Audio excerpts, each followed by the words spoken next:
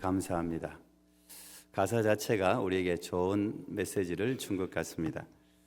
아까 굿네이버스 잠깐 또 광고 하나 더 해달라 그랬어요. 우리 이미훈 집사님이 우리 굿네이버스 직원입니다. 담당자이기도 하고, 그래서 70세 이상 아주 드림 카페 계시면 잠깐 설명회 하겠다고 하니까요. 예, 관심 있으신 분들 들으시면 되겠습니다. 예, 또 개인적으로는 우리 지난주 제 아내 때문에 우리 교회 성도들 전체가 놀라기도 하고 또 이렇게 집중적으로 기도를 해 주셔서 하나님의 은혜로 우리 장협착이 되어서 한 4일 정도 입원을 했는데 잘 또 풀리고 해서 잘 퇴원하고 이제 오늘도 저 뒤에 앉아 있는데요. 참 그 여자들은 다이어트도 힘든데 자연스럽게 다이어트도 되고 여러분의 기도에 제가 아내 대신해서 아내가 참 감사하다고 해서 전해드리고요. 고맙습니다. 오늘은 언약궤가 승리를 보장하지는 않는다, 이런 제목으로 말씀을 나누려고 합니다. 오늘이 이제 네 번째 사무엘상 말씀을 우리가 계속 보고 있습니다. 사무엘상 4장은 사무엘상 전체에서 가장 불행하고 비참한 사건이 기록되어져 있습니다. 이스라엘이 지금 블레셋과 전쟁을 합니다. 그런데 패했습니다. 3만 4천 명이 죽었습니다.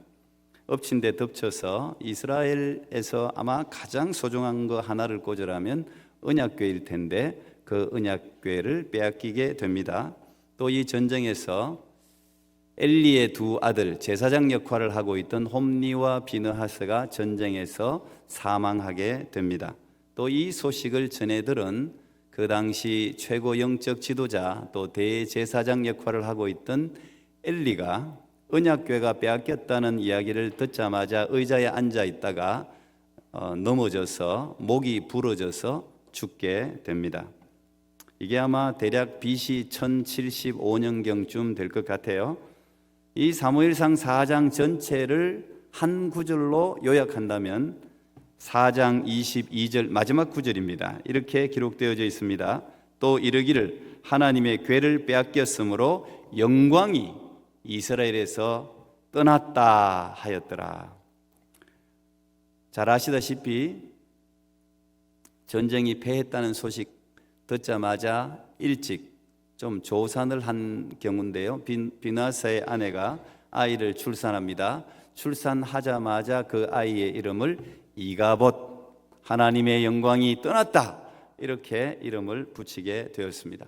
최악의 사건이, 비극적인 사건이 기록된 게 오늘 사무엘상 4장입니다.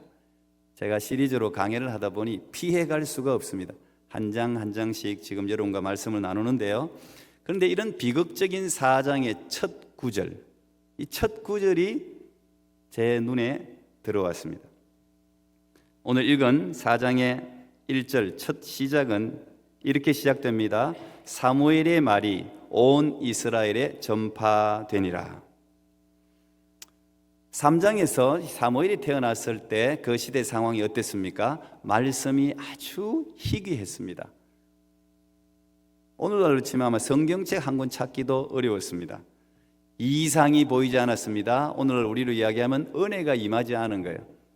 하나님의 영이 우리에게 임하지 않은 그런 어두운 시대였습니다. 그런데 이 사무엘이 태어나서 말씀이 회복된 거예요.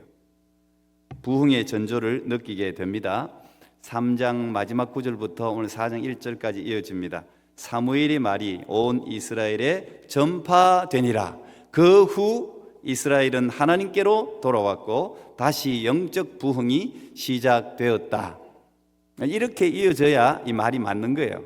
사무엘의 말이 온 이스라엘이 전파되었기 때문에 이스라엘은 하나님께로 돌아오고 다시 영적인 회복이 시작되었다. 이래야 이야기가 자연스러울 것 같은데 이야기는 전혀 다른 방향으로 지금 흘러가고 있죠.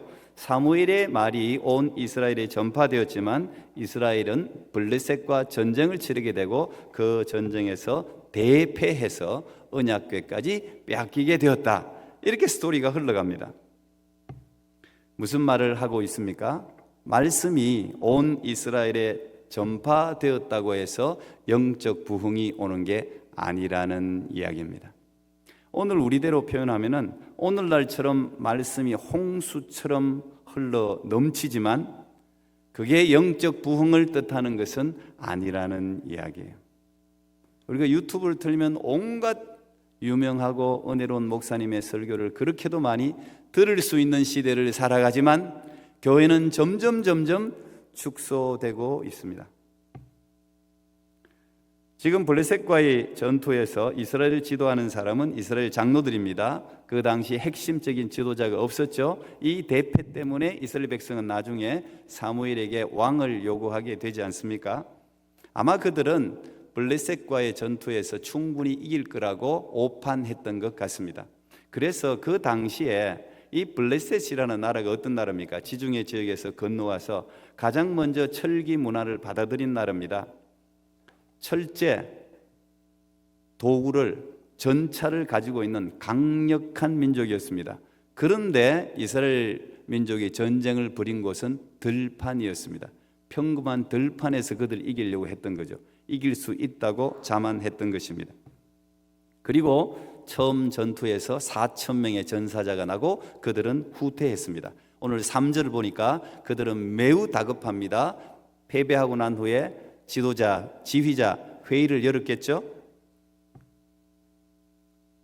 그리고 그들은 이 패배의 원인을 찾기 시작합니다. 이 지휘부의 리더십들의 판단이 참 중요합니다. 교회로 치면 당회의 결정이 참 중요합니다. 패배의 원인을 밝히려고 한 것은 아주 적절하죠. 그런데 이들은 모여서 패배의 원인이 어디에 있을까를 토론한 게 아니라 다짜고짜 하나님에 대해서 원망하기 시작했습니다. 따졌습니다. 아니 하나님, 왜 우리로 하여금 블레셋이라는 이 이방인들에게 패하게 하셨습니까? 왜 도와주지 않았습니까? 왜 그냥 두셨습니까? 왜 4,000명이나 죽게 만드셨습니까? 그렇게 따진 것입니다. 우리도 보통 이럴 것 같아요. 저도 이런 순간들이 있었지만 우리도 다급할 때 항상 사건이 납니다. 급할 때 그때 따지는 거죠. 그때 교회로 나와서 기도의 모양을 갖춘 건 너무도 좋은 자세예요. 그렇지 않니 급할 때, 상황이 어려울 때 교회로 나와서 기도한다는 것은 좋은 거잖아요. 경건의 모양을 적어도 갖춘 거 아닙니까? 근데 와서 우리가 흔히 할 때 너무 급할 때는 아니 하나님, 왜 병들게 하셨습니까? 왜 안 도와주십니까? 왜 실패하게 하셨습니까? 그렇게 따지다가 하나님이 이야기할 여가도 없어요. 막 이야기하다가 하나님이 이제 대충 우리가 누가 막 쏟아내면은 그게 뭘 끼어들 수가 없지 않습니까? 막 쏟아놓는데 그 듣고 있어야지. 하나님이 가만히 듣고 이제 뭔가 설명하려고 그러는데 자기가 결론 다 내리고 나가버려요. 여러분 그런 적 없으세요? 와가지고 그냥 막 쏟아놓고는 자기가 결론을 내린단 말이에요. 오늘 이 이스라엘 장로들도 스스로 결론을 내려버렸어요. 우리가 패배한 이유는 언약궤가 없기 때문이다. 실로까지 가서, 실로까지는 한 37km 정도 됩니다. 하루 종일 달려가야 되는 거예요. 거기까지 가서 언약궤를 가져오면 그 언약궤가 승리를 보장해 줄 것이다. 그들은 언약궤는 기억해 내었지만 하나님의 언약은 기억하지 못했습니다. 우리도 기도회에 가면, 교회에 가면, 십자가를 걸면, 성경책을 붙들고 있으면 구원이 있을 것이다, 이렇게 생각하는 경우가 있습니다. 정말 중요한 하나님의 약속의 말씀은 묵상하지를 못하는 경우가 많습니다. 말씀이 육신이 되어서 우리 가운데 오신 예수 그리스도와 교제하는 시간을 잘 안 가져요. 내가 이야기했으면 이야기도 듣고 하나님이 뭐라고 말씀하시는지, 성경 말씀은, 기록된 말씀은 도대체 이 상황들을 어떻게 지금 이야기하고 있는지 이렇게 충분히 묵상하는 시간을 가져야 되는데 우리가 그런 시간을 잘 안 가집니다. 지금도 한국의 기독교 역사가 꽤 오래되긴 했지만 제가 생각할 때, 제가 이제 강조하는 것이기도 한데, 우리는 겉모양은 확실히 많이 바뀌었어요. 겉모양은, 경건의 모양은 많이 갖췄는데 속 사람이 아직은 좀 덜 유교적인, 샤머니즘적인, 우상적인 형태를 가지고 있어요. 그래서 저는 이 월드뷰, 세계관의 변화가 굉장히 중요하다고 생각합니다. 이 세계관이 바뀌어야 되는 거예요. 기도원 300용사를 300명을 선택한 게 저는 그 세계관이 변화된 사람을 선택했다고 생각해요. 무의식적인 습관, 무의식 안에 있거든요. 세계관이라는 것은 언제나 무의식 안에 존재하거든요. 그들이 무의식 가운데 물을 마시는 그 장면이 형태를 취했지 않습니까? 참 중요합니다. 저는 아직도 제 뇌리 속에 이 목회를 하면서 이제 여러 이렇게 사진처럼 박혀 있는 여러 장면이 있는데, 아주 오래전에 어느 권사님의 절규를 그 얼굴을 지금도 제가 잊지를 못합니다. 그분이 구원을 받았는지 받지 못했는지는 제게 속하지 않았기 때문에 제가 판단할 수는 없어요. 그분은 참 많이 봉사하던 분이었습니다. 매우 큰 교회에 봉사를 많이 한 분이었고, 시간을 내어서 열심히 뛰어다니고 신방도 하고 뭐 선교회 활동도 하고 많이 하던 분이었어요. 근데 이분이 갑자기 아프게 된, 그때 아마 나이가 제가 생각할 때 한 60대 초반 그 정도 되는지 모르겠어요. 어쨌든 이 죽기 직전에 병원에 이제 입원해 있고 제가 이제 신방을 갔는데 너무도 큰 공포와 두려움에 사로잡혀 있었습니다. 진짜 주기도문을 주문같이 외웠습니다. 계속해서 저 찬송가를 틀어놓고 계속해서 들었어요. 너무도 자기 지금 너무도 이제 급박한 거죠. 그리고 손에 십자가를 쥐고 그 십자가가 자신을 구원해 줄 것처럼 믿고 있었습니다. 그런데 그분의 얼굴에 도저히 평화를 찾을 수가 없었어요. 너무 큰 두려움이 그분을 사로잡고 있었습니다. 여러분, 우리가 신앙생활이 있어서 우리가 잘못 결정할 때가 이 두 가지 경우예요. 급할 때, 조급할 때. 두 번째, 너무 큰 불안이 우리를 사로잡고 있을 때, 두려움에 사로잡고 있을 때, 그때 오판하는 경우가 상당히 많아요. 제가 이제 그분이 기도해 달라고 해서 간절하게 기도했죠. 목회자가 그걸 보면서 간절하게 기도하죠. 간절하게 기도했지만 제 마음 한켠이 참 많이 아팠습니다. 이렇게 열심히 봉사하시고 하시던 분이 마지막 이 순간에 정말 신앙을 어떻게 부적처럼 붙들고 계신 모습, 이해는 되지만 참 마음이 아팠어요. 그분의 그 얼굴의 그 불안과 공포를 제가 보면서 또 다른 한 분이 동시에 생각이 났습니다. 이분은 교회를 다니시는 분이 아니에요. 그 딸하고 저하고 같이 활동을 많이 해서 그 딸이 어머니의 구원을 위해서 평생 그냥 엄마 구원받아야 된다고 기도를 많이 하고 중보기도도 부탁했기 때문에 제가 알고 있는 그런 자매였습니다. 그런데 그 어머니가 이제 병이 들어서 임종을 앞두고 있었던 거죠. 그러니까 아마 다니던 교회도 없고 하니까 아마 저를 신실하게 봤는지 제게 와서 복음을 전해달라고 부탁을 했습니다. 그때 저는 목사가 아니었습니다. 평신도였습니다. 그런데 그 딸을 내가 신앙을 너무 잘 알고 있었기 때문에 제게 부탁해서 제가 참 기도를 준비하고 그 병상을 찾아갔습니다. 그러니까 이제 그 죽음을 거의 앞두고 있는 순간이에요. 그래서 제가 그래도 그때만 해도 또 성령이 충만했던 것 같아요. 복음을 전도를 한참 많이 하고 있을 때라서 제가 그분에게 복음을 전했습니다. 예수 그리스도의 복음, 천국 복음을 전했습니다. 근데 그 복음을 전했을 때 그분의 얼굴에 평안이 오더라고요. 그러면서 저한테 하는 말이 죽을 준비가 다 되었다는 거예요. 평안하다는 거예요. 이제 죽어도 죽을 준비가 되었다는 거예요. 제가 그분을 보면서 말할 수 없이 마음에 기뻤습니다. 그 자리에서 죽음이 두렵지 않다고 제게 이야기를 했거든요. 그리고 그 예수님이 그분을 마지막 순간에 붙들고 있다는 걸 제가 이렇게 느끼게 되었습니다. 목회자가 기도하면 좀 느껴지는 게 있어요. 그 딸의 간절한 기도를 하나님이 들어주신 것이죠. 저는 이 두 가지 경우를 보면서 한 분은 교회를 열심히 다니신 분이에요. 봉사도 많이 하신 분이에요. 그런데 마지막 순간에 그렇게 불안하고 공포와 두려움에 사로잡혀서 계속 찬송가를 계속 듣고 주기도문을 외우고 십자가를 붙들고 그렇게 불안해 있는 모습과, 이분은 평생 예수를 안 믿었는데 마지막 순간에 복음을 듣고 그 예수 그리스도의 복음이 그 심령을 사로잡으니까 평안이 오면서 자기는 지금 죽어도 된다고, 죽을 준비가 되었다고 하는 이 두 모습을 보면서 우리가 이 신앙생활을 한다는 게 뭔가 제가 한번 생각해 보게 되는 거죠. 우리도 많은 경우에 이 기도를 부적같이 사용하는 경우도 있습니다. 정말 그야말로 주기도문에서 기도 빼면 주문이잖아요. 주문처럼 이렇게 외우는 거예요. 오늘 이 본문에 나와 있는 것처럼 언약궤가 있으면 승리를 거둘 수 있는 것처럼 착각하는 경우가 많습니다. 여러분, 우리가 이 성경책 한 권을 손에 쥐고 있는다고 해서 영생이 보장되지 않습니다. 교회 다닌다는 것 자체가 영생을 보장하지도 않습니다. 십자가, 묵주, 가톨릭 연불 돌리듯이 염주 돌리듯이 묵주를 돌리잖아요. 그걸 쥐고 있는다고 해서 주기도문을 외운다고 해서 구원이 보장되는 것도 아닙니다.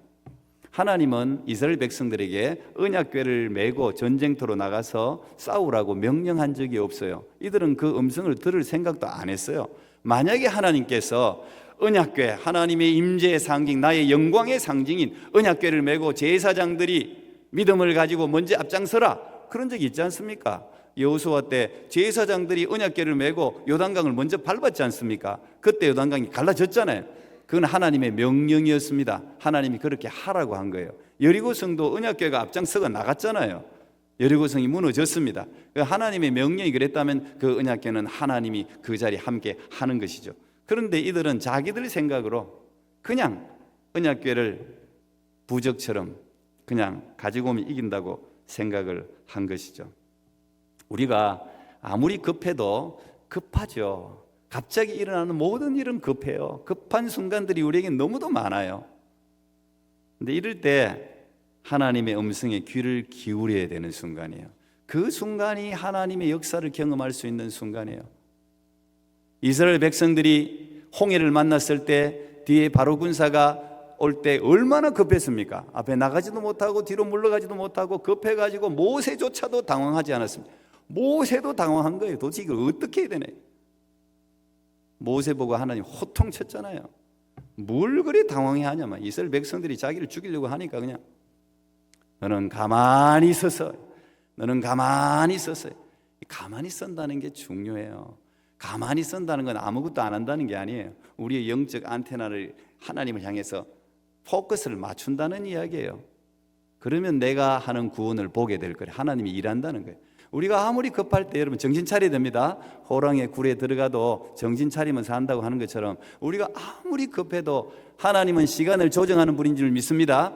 하나님이 시간을 조정한다니까요. 째깍째깍 숨이 넘어가는 순간에도 1초를 남겨놓고도 하나님은 살릴 수 있는 분이세요. 그걸 믿어야 돼요.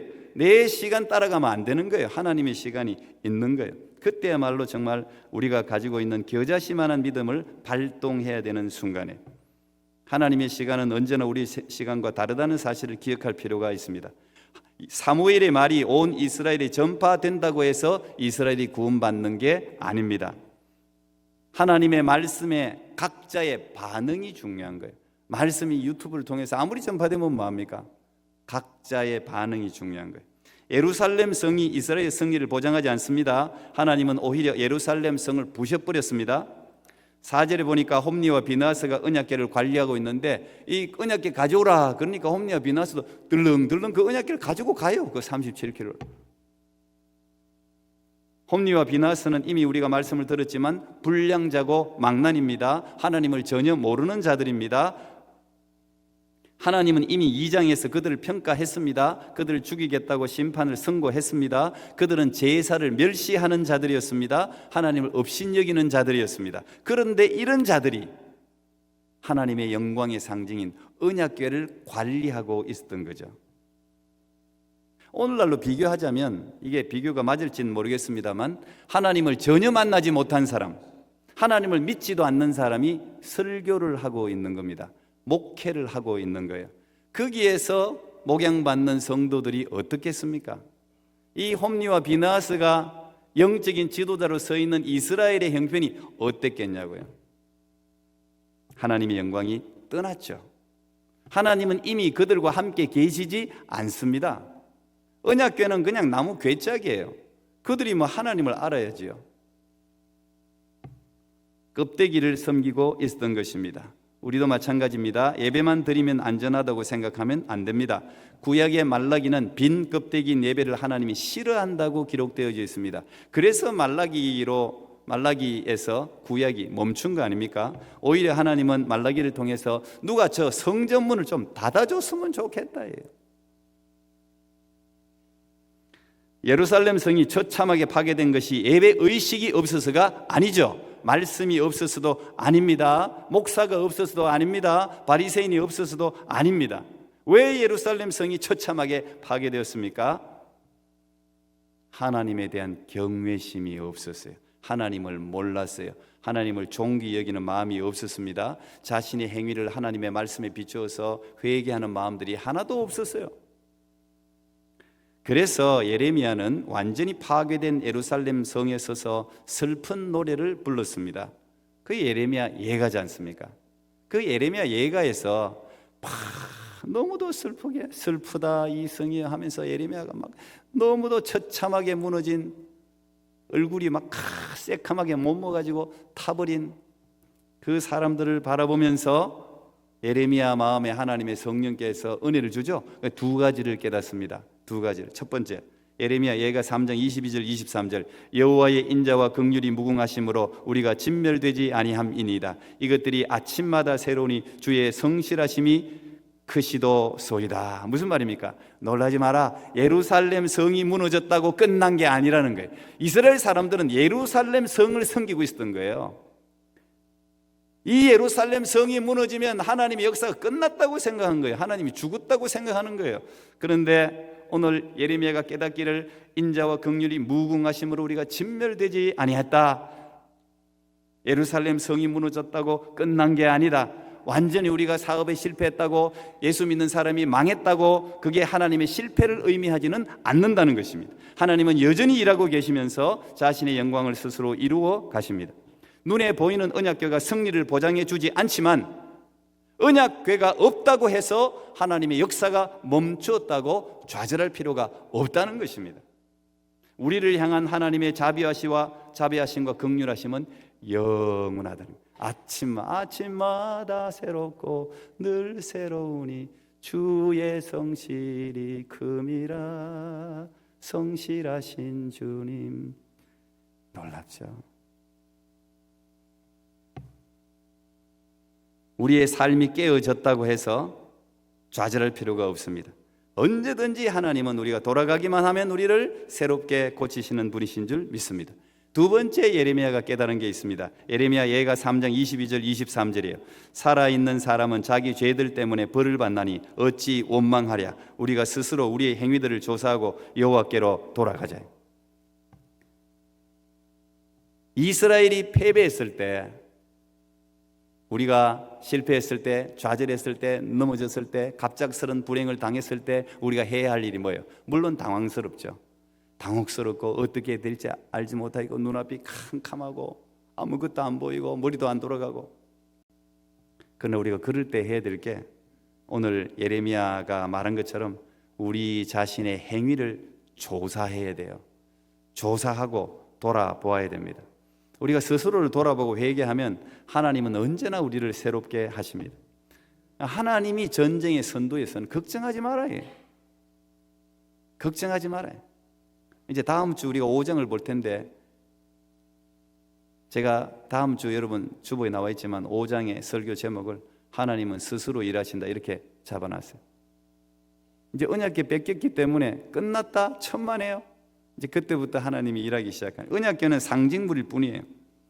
여러분, 십자가를 할지라도 그 십자가 자체가 능력을 발휘하는 게 아니죠. 십자가가 소중한 것은 십자가에 달리신 예수님이 소중하기 때문에 십자가가 소중한 거죠. 예수님을 잃어버린 십자가는 조각물에 불과합니다. 십자가도 부적이 될 수 있고 언약궤도 부적이 될 수 있습니다. 여러분, 히스기야 왕, 생명을 연장한 그 히스기야 왕의 가장 위대한 거, 우상을 타파하고 많은 일들을 했는데, 정말 제가 생각할 때 진짜 이 히스기야가 믿음을 가지고 한 가장 위대한 일은요, 모세의 놋뱀을 부셔버린 거예요. 모세 때부터 수백 년간 사람들이 부적같이, 아니 우상같이, 아니 하나님같이 섬기던 그 모세의 놋뱀, 여러분 저 놋뱀이 뭘 상징하는지 알지 않습니까? 이스라엘 백성들이 광야에서 불뱀에 물려서 다 죽어갈 때 하나님께서 모세를 통해서 야, 구리에 놋뱀, 그 불뱀이 붉었거든요. 그 색깔 똑같은 구리로 뱀을 만들어서 나무에 달면 그걸 쳐다보는 자마다 치유될 것이다. 말도 안 되는 이야기 같은데 하나님께서 그렇게 명령하고 실제로 불뱀의 그 치명적인 독이 있는 불뱀에 물린 사람들마다 그냥 쳐다본 사람은 다 나음을 받았어요. 엄청난 거죠. 저 구리뱀이라는 게 얼마나 놀랍습니까? 근데 이 모세가 나무에 달은 저 구리뱀을 몇백 년 동안 이들이 지켜온 거예요. 소중하게. 오늘날로 치면 여러분 저거 경매품에 내놨으면 저거 어마무시할걸요. 저거 부르는 게 값일 거예요 아마. 그래서 성경에는 십계명이 못 보고 다 부셔버렸어요. 하나님이 보이는 거 다. 사람들이 우상처럼 섬기는 거. 히스기야가 이걸 부셔버린 거예요. 사람들이 성경에 보면 숭배하였더라 이렇게 나와요. 사람들이 이걸 숭배한 거예요. 하나님처럼 숭배한 거예요. 그러니까 히스기야가 안 되겠다 이걸 부셔버린 거예요. 여러분 이거 부수기 어렵습니다. 이거 목사들이요 뭐 하나 전통 하나 부수기 무너뜨리기 어렵습니다. 목숨 걸어야 되는 거예요. 진짜 하나님에 대한 믿음, 확실한 믿음이 있어야 할 수가 있는 거예요. 그걸. 근데 히스기야는 그 일을 했단 말이에요. 하나님 그걸 기쁘게 받은 거예요. 그리고 히스기야가 그 부순 곳 저 이름을 너후스단이라고 이름을 붙였습니다. 너후스단. 이 너후스단이라는 것은 그냥 구리 조각이다 그런 뜻이에요. 여러분 이 구리 하나님 없는 노뱀은 그냥 구리 조각에 불과한 거예요. 예수님 없는 십자가는 그냥 나무 조각에 불과한 거예요. 아무것도 아니에요. 하나님의 영광이 없는 언약교회는 그냥 사과나무 괴짝 같은 거예요. 나무 괴짝에 불과한 거예요. 사무엘이 출현했다고 이스라엘이 구원받는 건 아닙니다. 아직 준비가 안 된 거예요. 이스라엘의 악이 제거되질 않은 거예요. 사무엘이 말이 흘러 들어가질 않아요. 일단은 위에 엘리부터 두 아들이 다 맡고 있는 거예요. 여러분 지도자가 잘못된 지도자가 서 있으면 이 복이 흘러갈 수가 없어요. 여기서 막혀버리니까. 아무리 사무엘이 뭐합니까? 아직 지도자 위치에 서질 못했잖아요. 그러니까 이 두 사람 하나님이 제거했잖아요. 제거를 해야 되는 거예요. 그 준비가 안 된 거예요. 여러분 우리에게 일어나는 앞으로도 일어날 수 있는 수많은 다급한 일들로 당황하지 마시기 바랍니다. 저도 참 다급한 일들을 많이 당해봤는데요. 참 이 조급함이 정말 일을 그르쳐요. 조급할수록 하나님을 믿어야 돼요. 성경책을 조급해갖고 성경책을 기도를 예배를 부적처럼 사용하려고 하지 마세요. 이게 마치 부적처럼 막 조급함. 물론 조급해서 뭐 작전 기도도 하고 그런 행위가 그거 자체가 나쁜 건 아니에요. 근데 그 자체가 기도 자체가 성경책 자체가 예배 자체가 그 열심 자체가 우리에게 기적을 주는 게 아니라는 말이에요. 그걸 하면서 하나님과의 인격적인 만남이 이루어져야 되는 거예요. 우리가 조급할수록 하나님께 집중하고 그분의 말씀을 묵상하기 바랍니다. 요즘 아이들이 제일 참 우리 세대보다 이 아날로그 세대보다 디지털 세대의 가장 어려움이 조급함이에요. 조급함. 원체 빠른 시대를 살다 보니까 애들이 기다릴 줄을 몰라요. 조급해요. 성급해요. 어디 빨리빨리 해야 돼요. 그래서 우리가 원래도 이제 큐티 훈련을 계속하는데 이 묵상하는 훈련이 참 필요합니다. 예, 요즘은요 오피니언 리더가 되려면요 묵상을 해야 돼요. 묵상하는 힘이 길러져야 그래야지 시대를 바르게 관찰할 수가 있는 거예요. 보이는 것보다 보이지 않는 것을 보는 눈을 길러야 돼요. 보이는 게 다가 아니잖아요. 다급한 일을 처리하는 것보다 더 중요한 것은 하나님을 아는 일이에요. 하나님과 만나는 일이에요. 언약궤를 신뢰하는 것이 아니고 이 언약궤의 주인이신, 언약궤 누가 만들었습니까? 하나님이 설계한 거잖아요. 이 언약궤의 주인이신 하나님을 신뢰하는 일이 중요해요. 이 참 트러스트 힘, 이게 트러스트라는 게 참 어려운 일입니다. 여러분 다급한 일이 생겼을 때 앞에 홍해가 시푸른 홍해가 가로막혀 있고 뒤에 전차로 무장한 최강의 이집트 군인들이 죽이려고 쫓아오는 그 순간에 가만히 서 있기가 어렵죠. 우리는 뭐라도 해야 되는 거야. 뭐라도 인맥을 동원하고 물건을 동원하고 자기가 할 수 있는 모든 경험치를 동원해서 뭐든지 하려고 하는 거예요. 그러다가 다 망치는 거예요. 하나님의 백성들은 조급한 순간, 그때가 하나님이 우리의 믿음을 테스트하는 순간이에요. 그때가 믿음이 안 커도 우리가 겨자씨만한 보일 듯 말 듯한 믿음을 하여튼 동원해서 거기에 하나님을 신뢰하고 가만히 서 있어야 돼요. 가만히 서 있다는 게 온 정신을 집중해서 하나님의 말씀, 그 하나님의 말씀을 신뢰한다는 거예요. 가만히 서서 죽을 것 같지만 가만히 서서 바로의 군사가 나를 덮치려고 하는 바로 그 순간까지도 하나님이 기다릴 때가 있어요. 야, 그때는 뭐 그래, 죽으면 죽으리라, 눈 감아야 돼. 그냥 그래, 뭐 죽으면 천국이고, 뭐 이런 생각을 가져야 돼. 그러면 하나님이 그 순간에 역사를 해요. 놀랍게 역사를 해요. 하나님이 역사하면 완전히 역전시키잖아요. 기가 막힌 일이 일어나지 않습니까? 애통하는 자가 막 희락이 있고 기쁨이 있고.